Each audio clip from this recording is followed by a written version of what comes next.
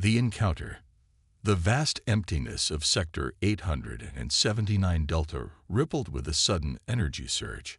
Long-range sensors throughout the Galactic Confederation's border outposts lit up simultaneously, triggering automated alerts across 17 star systems. Something had emerged from the uncharted void, something that didn't match any known signature in the Confederation's extensive database. Supreme Commander Zex Terrell stood rigid before the massive holographic display, 6 arms folded in varying postures of military formality. The veteran commander had overseen the defense of the Confederation's borders for over 7 standard cycles, but nothing in those years had prepared him for what now glimmered on his display. The vessel was small by Confederation standards, barely a quarter the size of their smallest patrol ship, yet it moved with an uncanny precision that defied conventional physics. Analysis, Zex Terrell demanded, voice steadied despite the ripple of unease passing through his secondary nervous system. Science Officer Pelori approached with a data tablet, her crystalline exoskeleton reflecting the emergency lights. Sir, preliminary scans are inconsistent. The vessel appears to be using technology we can't properly classify. Its energy signature is. She hesitated, mandibles clicking nervously. Impossible. Explain.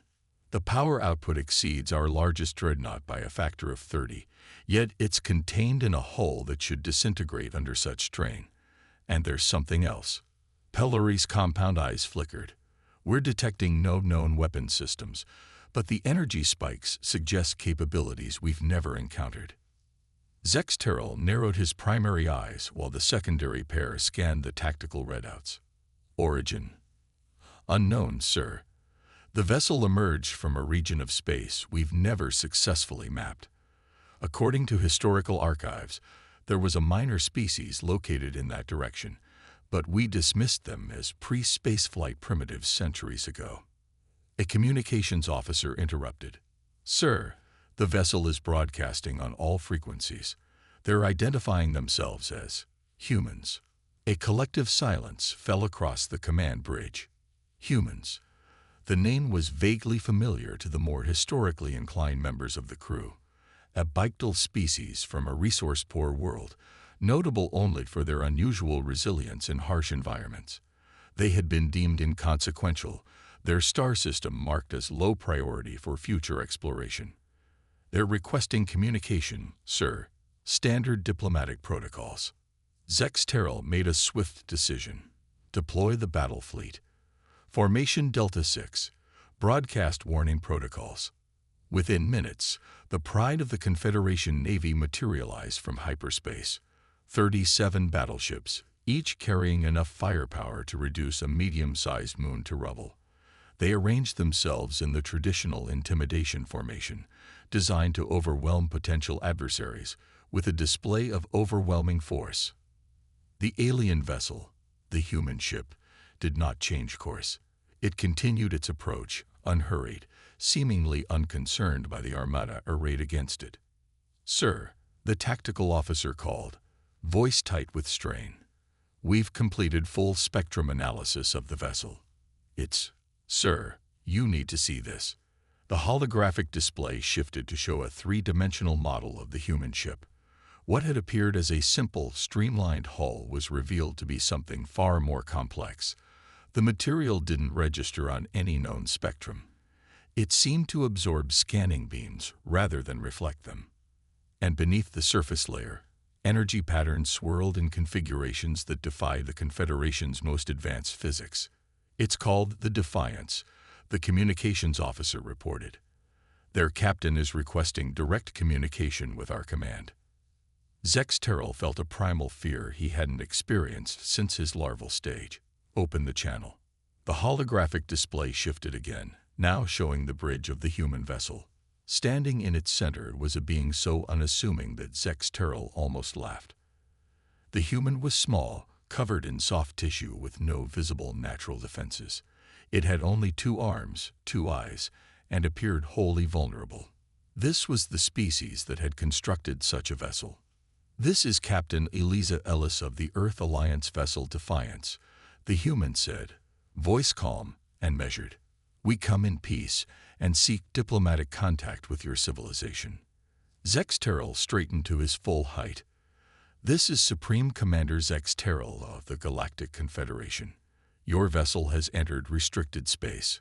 Identify your intentions immediately." The human's expression remained unchanged. "As I said, Commander, our intentions are peaceful. We're on an exploratory mission to establish diplomatic relations with advanced civilizations. Our records indicated your presence in this sector." "Your records?" Zex Terrell couldn't hide his surprise. "We have no diplomatic history with your species." "No," Captain Ellis acknowledged, "but we've been observing your expansion for some time. Humanity has been cautious about making first contact until we were certain we could engage as equals." The science officer approached again, this time with a complete analysis. As Zex Terrell reviewed the data, his secondary heart nearly stopped. The human vessel's power core operated on principles that violated what the Confederation considered immutable laws of physics. Its defensive capabilities were equally baffling. The hull appeared to exist in multiple quantum states simultaneously, theoretically making it impervious to conventional weapons. "Commander," the tactical officer interrupted, voice barely a whisper, "we've detected an energy surge from the human vessel. Our systems are being scanned." "Block it," Zex Terrell ordered. "We can't, sir. Our countermeasures are ineffective." On the communication screen, Captain Ellis smiled slightly. "I apologize for the intrusion, Commander. It's standard protocol to assess potential threats. I assure you, we're only gathering defensive information." The tactical displays began to flash red. Throughout the Confederation fleet, weapon systems suddenly went offline. Navigation controls locked. Even life support flickered momentarily before stabilizing. "What have you done?" Zex Terrell demanded, all four hands reaching for emergency controls. "A precaution," Ellis replied calmly. "Your fleet deployed in attack formation with weapons charge. We've temporarily disabled your offensive capabilities to ensure our discussion remains diplomatic. Your life support and essential systems are unaffected." The implication struck Zex Terrell like a physical blow. This single vessel had neutralized the Confederation's entire battle fleet in seconds, without firing a shot. His tactical mind raced through scenarios, each ending with the same conclusion: resistance was futile. "We will consider this an act of war," he warned, though the threat sounded hollow even to his own hearing apparatus. Captain Ellis shook her head. "That would be unfortunate and unnecessary. We have no hostile intentions toward your civilization. In fact, we believe an alliance would be mutually beneficial." "Alliance? You disable our fleet and speak of alliance." "We disabled weapons that were aimed at us," Ellis corrected. "A defensive measure only. To demonstrate our sincerity, we'll restore your systems now." True to her word, the fleet's systems came back online. Zex Terrell's officers reported full functionality returning to all vessels, though many seemed reluctant to test their weapons again. "I propose a meeting," Ellis continued. "Your representatives aboard our vessel, or ours aboard yours, whichever would make you more comfortable. We can discuss the terms of a potential relationship between our civilizations." Zex Terrell studied the human carefully. Despite their fragile appearance, they had constructed a vessel that made the Confederation's most advanced technology look primitive by comparison. The choice before him was clear: diplomacy or destruction. "I will come aboard your vessel," he decided, "with a small delegation." Ellis nodded. "We look forward to it, Commander. We'll prepare for your arrival." As the communication ended, Zex Terrell turned to his second-in-command. "Prepare a diplomatic team." And he hesitated, mandibles clicking in a pattern that indicated deep stress. "Inform the High Council that we've encountered a species of significant technological advancement. Recommend immediate cessation of all military operations in this sector." "You're surrendering, sir?" the officer asked, voice low. Zex Terrell stared at the image of the human vessel still hovering in the display. "No, I'm ensuring our survival. There's a difference. Aboard the Defiance, Captain Ellis turned to her executive officer. "Well, that went better than expected." Commander Jackson nodded, relief evident in his expression. "They actually believed us. The bluff worked." Ellis smiled faintly. "Sometimes perception is more powerful than reality, Commander. Let's hope they never discover how much we were exaggerating." In the engine room of the Defiance, Chief Engineer Sato worked frantically to maintain the illusion. The ship's reactor was running at 195% of recommended capacity, power rerouted from life support and non-essential systems to maintain the energy signature they were projecting. The holographic weapon systems, completely non-functional, continued to emit false signals that the Confederation scanners would interpret as unimaginably advanced technology. The truth was, the Defiance was humanity's best effort, impressive by Earth standards, but hardly the godlike vessel the aliens now believed it to be. But first impressions mattered in diplomacy, and humanity had learned long ago that appearing strong was often more important than actually being strong. As Zex Terrell's shuttle approached the Defiance, humanity's greatest bluff was about to be tested. The future of interstellar relations hung in the balance. The revelation. The diplomatic shuttle docked with the human vessel with surprising ease, the magnetic locks engaging as if the two vastly different technologies had been designed to be compatible.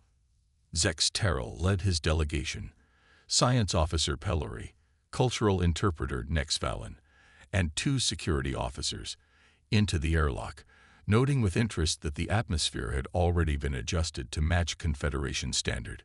"A thoughtful gesture," murmured Nexvalin. "They've studied our physiology in detail." The inner doors slid open to reveal Captain Ellis waiting with a small reception party. Up close, the humans appeared even more fragile than they had on the view screen, soft-skinned, with no natural armor or visible defensive adaptations. Yet there was something in their posture, a quiet confidence that made Zex Terrell reassess his initial impressions. "Welcome aboard the Defiance, Commander," Ellis said, extending a hand in what the cultural briefing had identified as a greeting gesture. Zex Terrell touched his primary right hand to hers briefly. "We appreciate your hospitality, Captain. Your vessel is most impressive. Thank you. We'd be honored to give you a tour before our formal discussions." As they moved through the corridors of the Defiance, Zex Terrell and his team were increasingly confounded. The technology they observed was advanced, certainly, but not impossibly so.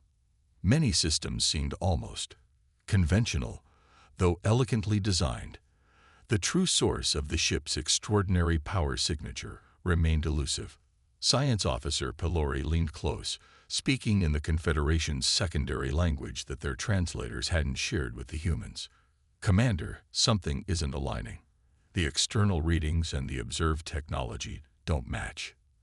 "Explain," Zex Terrell responded in the same language. "The energy output we detected would require a power core the size of their entire engineering section, yet I've seen no evidence of such a system. And the whole material, up close, it appears to be a sophisticated alloy, but nothing that should be capable of the quantum effects we measured." Zex Terrell considered this as they entered what Ellis identified as the ship's conference room, a surprisingly comfortable chamber with a large oval table and viewing ports that displayed the stars outside. "Before we begin formal discussions," Ellis said once they were seated, "I believe there are some misconceptions that should be addressed." Zex Terrell felt his secondary nervous system tense. "Misconceptions?" Ellis nodded, her expression serious. "Your scans of our vessel reported capabilities that aren't entirely accurate. The truth is, Commander, the Defiance isn't as powerful as your readings suggested." A cold wave of relief, followed immediately by confusion, washed over Zex Terrell. "You're saying our scans were incorrect?" "Not incorrect," Ellis clarified. "Manipulated.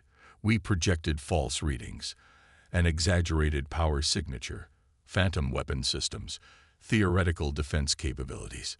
It's a form of technological camouflage we developed to protect our exploration vessels." The admission hung in the air between them. Zex Terrell's delegation exchanged glances of disbelief. "You bluffed," Zex Terrell stated flatly. "You made us believe your vessel was far more powerful than it actually is." "Yes," Ellis admitted without hesitation. "It's a survival strategy. Humanity is relatively new to interstellar travel. We've encountered civilizations with vastly superior numbers and resources. We had to develop alternatives to conventional military strength." Nextvallen, the cultural interpreter, leaned forward. "You risked war based on deception." "We prevented war," Ellis corrected. "If we had approached your fleet honestly displaying our true capabilities, would you have agreed to peaceful discussions? Or would you have seen us as an insignificant species to be dominated or ignored?" The question struck at the heart of Confederation policy toward less advanced civilizations. The uncomfortable truth was that Ellis was right.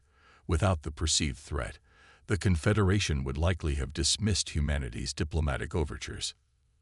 "You took an extraordinary risk," Zex Terrell said. "If we had attacked despite your apparent superiority," Ellis nodded solemnly, "the Defiance would have been destroyed, and Earth would have lost its first deep space diplomatic vessel. But we judged the risk worth taking. We've studied your civilization for decades, Commander. We believe the Confederation, for all its military might, prefers peaceful solutions when dealing with peer civilizations." "And now that we know the truth," Zex Terrell asked, "now that we know your vessel isn't the superweapon we feared, now we can have an honest conversation," Ellis replied, "about who humanity really is, what we can offer the Confederation, and how our civilizations might benefit from cooperation rather than conflict." What followed was a revelation to Zex Terrell and his team. Humans, it seemed, had developed along a unique evolutionary path. Lacking natural defenses, they had compensated with ingenuity. Without abundant resources, they had mastered efficiency. Their technology wasn't based on overwhelming power. It was built on adaptability, innovation, and creative problem-solving. "Our greatest strength," Ellis explained, "isn't our weapons or our ships. It's our perspective. Humans approach problems differently than any other species we've encountered. Where others see insurmountable obstacles, we see challenges to overcome." To demonstrate, Ellis had her chief engineer explain the Defiance's actual propulsion system, a remarkably elegant solution that achieved near-light-speed travel with a fraction of the energy expenditure of Confederation drives. Their medical technologies, while not miraculous, had solved problems that had plagued Confederation species for generations. "You asked earlier about our power core," Ellis said, addressing Pelori directly. "It's based on controlled fusion, but with a biomimetic containment system inspired by organic cell membranes. Less powerful than what your scans reported, but 3 times more efficient than anything we've observed in Confederation vessels." As the presentations continued, Zex Terrell found his initial anger at the deception transforming into reluctant admiration. These humans had managed to turn their weaknesses into strengths. Their lack of resources had driven innovation. Their biological vulnerability had inspired technological ingenuity. "I begin to understand," he said finally. "Your species survived not through overwhelming force, but through adaptation and innovation." "Exactly," Ellis agreed. "And those same qualities make us valuable potential allies. We don't seek to challenge the Confederation's military dominance or territorial claims. We offer partnership, our unique perspective and specialized technologies, in exchange for access to the broader galactic community." The proposition was compelling. The Confederation had encountered many species over its long history. Some had been conquered, others had joined willingly, still others had established limited diplomatic relations. But few had offered such a clear and mutually beneficial arrangement. "There remains the matter of your deception," Zex Terrell noted, though without the edge that had been in his voice earlier. "The High Council will not be pleased to learn that our entire battle fleet was neutralized by what was essentially an illusion." Ellis smiled diplomatically. "Perhaps we could frame it differently in our official reports. After all, the capability to project false sensor readings is itself a valuable technology." one we would be willing to share as a gesture of good faith. Zex Terrell found himself appreciating the human's political astuteness, a technology demonstration rather than a confrontation. Yes, that would be more palatable to the Council. As the meeting concluded, both delegations moved toward the observation lounge where the formal alliance proposal would be drafted. Outside the viewing ports, the Confederation fleet still maintained its formation, its weapons now powered down, its commanders awaiting word from Zex Terrell. "You've given me much to consider, Captain Ellis," Zex Terrell said as they gazed at the stars. "Your species is not what I expected." "We rarely are," Ellis replied. "Humans have a saying, judge not by appearance, but by potential. We hope the Confederation will see our potential as allies rather than our limitations as newcomers." "I believe they will," Zex Terrell decided, "especially when they learn what I now know, that humanity's greatest weapon isn't technology or firepower." "And what is that weapon, Commander?" Ellis asked. "Imagination," Zex Terrell answered. "The ability to conceive of possibilities where others see only obstacles, to create solutions that others cannot envision. In all my cycles of service, I've never encountered a more formidable advantage." As the diplomatic teams began their work, word spread throughout both fleets, not of surrender, not of conquest, but of something far more rare in the vast reaches of space, the beginning of genuine understanding between two vastly different civilizations. The Confederation had not surrendered to human military might as the initial reports had suggested. They had recognized something far more valuable, a complementary intelligence, a different way of approaching the universe. And in that recognition lay the foundation for an alliance that would soon reshape the political landscape of an entire galactic quadrant. Aboard the Defiance, Captain Ellis sent an encoded message back to Earth. "First contact successful. Diplomatic relations established. The bluff worked, this time. Recommend accelerated development of actual defensive capabilities before the next encounter." Because while humanity had won this round with ingenuity rather than firepower, Ellis knew that not all species would be as reasonable as the Confederation. And in the vast darkness between the stars, it was always wise to have more than one trick up your sleeve.